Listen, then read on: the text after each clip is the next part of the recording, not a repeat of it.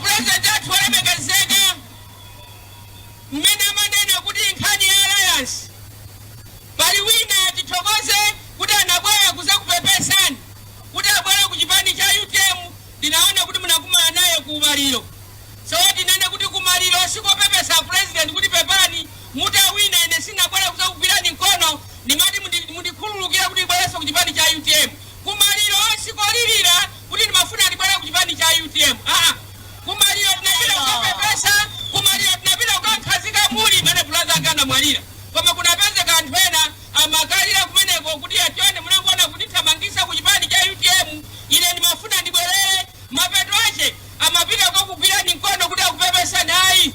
Akafuna kuti alandire kupepesa kwache akakumane ndi secretary general. Osati kukupepesani inuyo. Akakumane ndi secretary general akapepesa kumeneko. Wani akapepesa kuti waononga chipani cha UTM.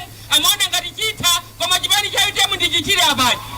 2 akapepese kuti nthawi yonse Chilimana mtenga ukhala vice president wake amalephera kumusatira Chilima misonkhano yonse. Anali wompachika amene anali Yudasi wa ku UTM amene amapachika yesu ndakafuna kupepesa akapepesa kuzera kwa secretary general osati kwa inu a president. 3 akapepesa kuti anaendesa mtunda wa utali kuti anthu akhazikike mu chipani cha UTM. Nkumana mizira kuti akapepe ulendo ndikutuluka ku ulendo kene kukatabwera lachisanu convention ya mulungu ku convention kosana tadikoso sana piteko. Amaona ngati chipani cha UTM chimadeweza, chipani cha UTM sichideweza, chipani cha UTM mchanganga, chipani cha UTM timadziwa kuti uyu afuna tigulise, chipani cha UTM kusala kuzimu wake wote ukasao Chilima kidakalimba mpaka na pano.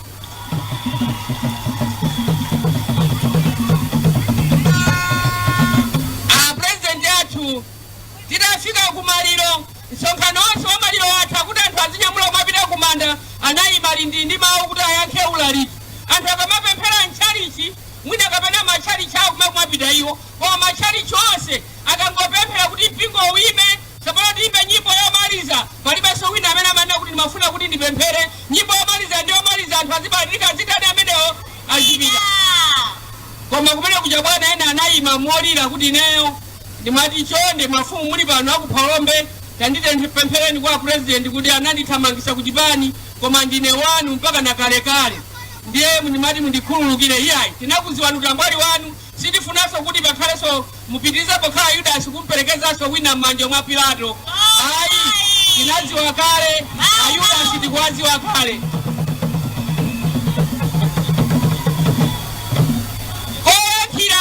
Kupepesa kwanu oyakira kupepesa kwanu kuti mufangwa kuchipani kwa UTM kwakira kwaje ndikuti ndi kuno sitimayankhula ku maliro iya kuyambira musazanyozese maliro akunoko kumwera kuno mukabwera kuti anthu ena ayankhula chibusa timalemekeza ndikumabweranso kumaliya nkhani ya chipani.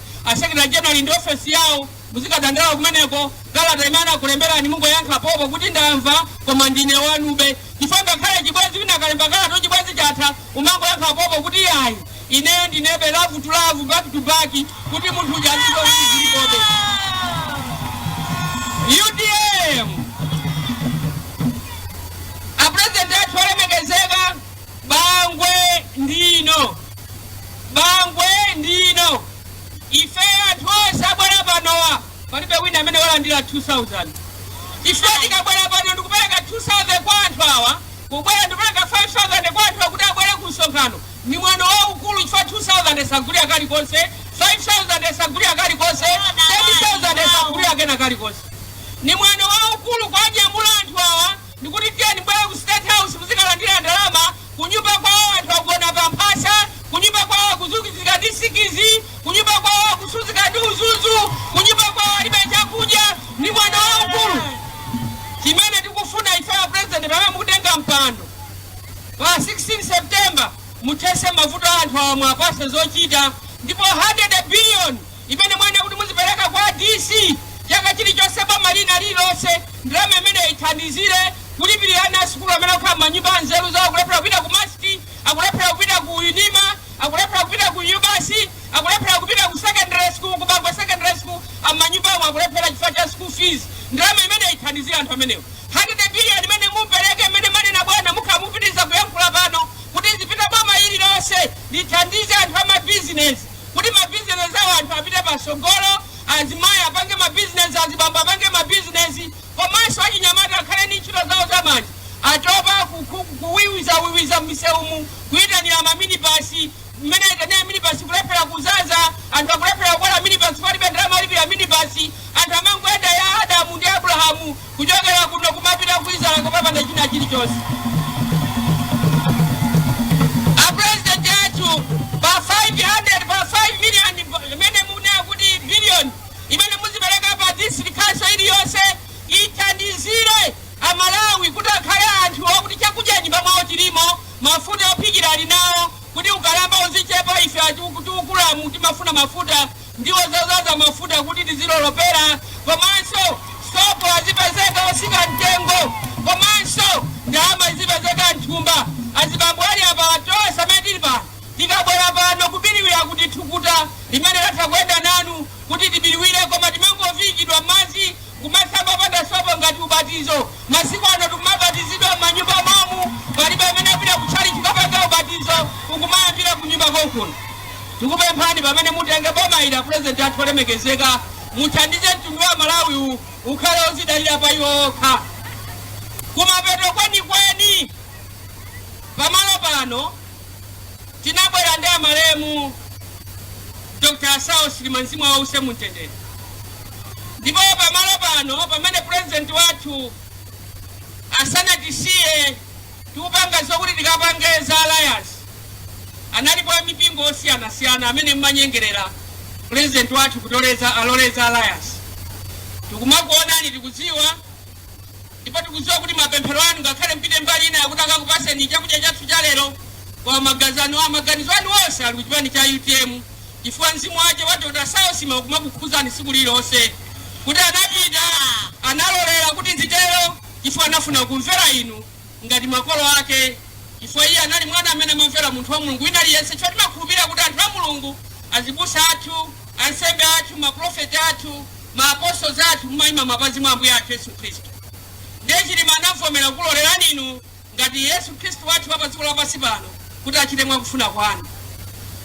Ndipo tikachoka pamenepo timati kupempheni kuti maganizo anu onse, zochita zanu zonse, mipingo yanu yonse mukalowa kuyambira pano nkhani yake zikhala Dr. Sawo Silima kuti zolinga zake zimene wafuna kuti zitheke zinalephereka chifukwa anafuna kukumverani kuti asatire ena chanena kuti hayi Dr. Sawo Silima ndiwe mnyamata ndandipasa ine ndisogole pakatha zaka 5 ibwereyo kuti udakakhabe ndi thanzi analota chifukwa cha chimenechi. Komabe tikabwera ku buku ena makhala kuti buku la Baibulo ali nawo ndikumayika kumutu ndikumayenda nawo munsewu kuti ine ndimawerenga buku la Baibulo kwa buku asakuliwerenga. Ndiye mwina ntchito zina za boma zimasokoneza anthu osawerenga Baibulo. Ingokukumbusani kuti mubwere ku buku la 2 Chronicles 2:2 chapter chake cha 7 tingoyambira pa 14 ipo tikafike mpaka na kumapeto pamene Mulungu akunena kuti anthu anga akazichepesa ndamvera mawu anga. Mulungu amamva mapemphero pamalo pamene pochita maso ake makhala openya nthawi zonse, komanso makutu ake makhala otchera nthawi zonse.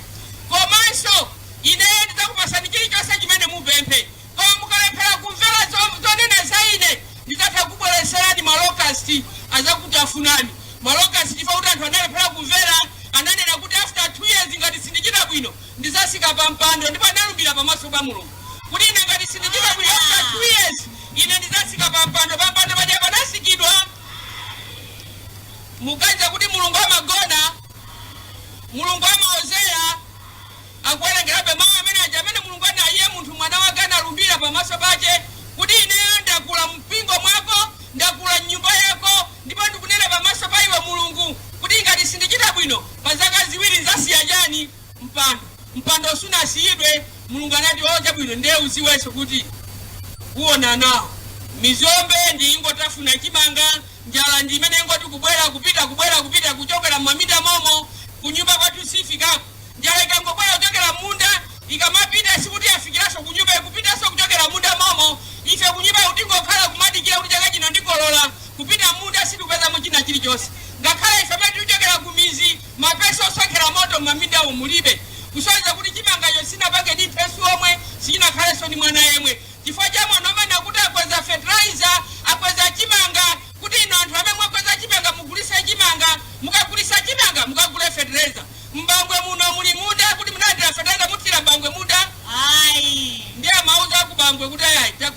chimanga ngati awanakolola kuti amagulisa chimanga ndiyeta kweza chimanga mtengo kuti mukagule fertilizer ngati awali ni minda kuti akagulisa chimanga chokwera akagulisa fertilizer kuti athire munda mwawo ayiwala kuti akugwira ntchito akupanga mabizinesi nkhani yakuti ati mabizinesi akhale kuti akupanga chuma chabwino lero mama kuti mabizinesi awine nawo anayambiranso kusika bizinesi anthu aduka president ali pampando popo kugulisa foja osika azungu kumagula sika foja osika president ali padi ndiye kuti kusika kwa mtengo wa foja asisanda azungu president a president pa 16 pano never even dare kuti azungu azibwera ku Malawi kuno kumagulisa fertilizer osika mtengo indi muli pompo chifukwa anthu akagulisa fertilizer akagulisa foja wawo ku Zambia amakhala ndi ndalama zochuluka akagulisa foja wawo ku Mozambique amakhala ndi ndalama zochuluka akugulisa foja president ali pompo akulandira pinyaminya kusonyeza kuti president alibe chidwi ndi anthu aku Malawi Malawi mayankho anu anayamba siku logulisa foja kuti president alibe chidwi ndinu anthu takasankhani bwino pa 16 September kukasankha Dr. Dalitso Kabambe amene ali ndi chidwi cha Malawi amene wakhala kugwira ntchito ndi Malawi mpingwa mtalika amene ntchito zonse zamene mapanga budget director anali Dr. Dalitso Kabambe misewu yonse amene ochokera pano kafika kwa Nkando kumulanje anyamata agenda amenewo misewu yonse amene akuchemera kuti apanga nsewu ndikumati wakuti deliverance wa parliament aina agenda amenewo awa napempha mabungwe maboma abwino oyenda nawo Malawi muno wadi mwa dziko la ubala limene napempha Dr. Dalitso Kabambe ndi dziko la China linabweresa parliament inabweresanso mamisewu ma 3 lines misewu imeneja anabweresa ndi awo koma chifukwa cha imfa Dr. Bingwa Mtalika sina malizise ena abwera kuzamalizisa pano mmene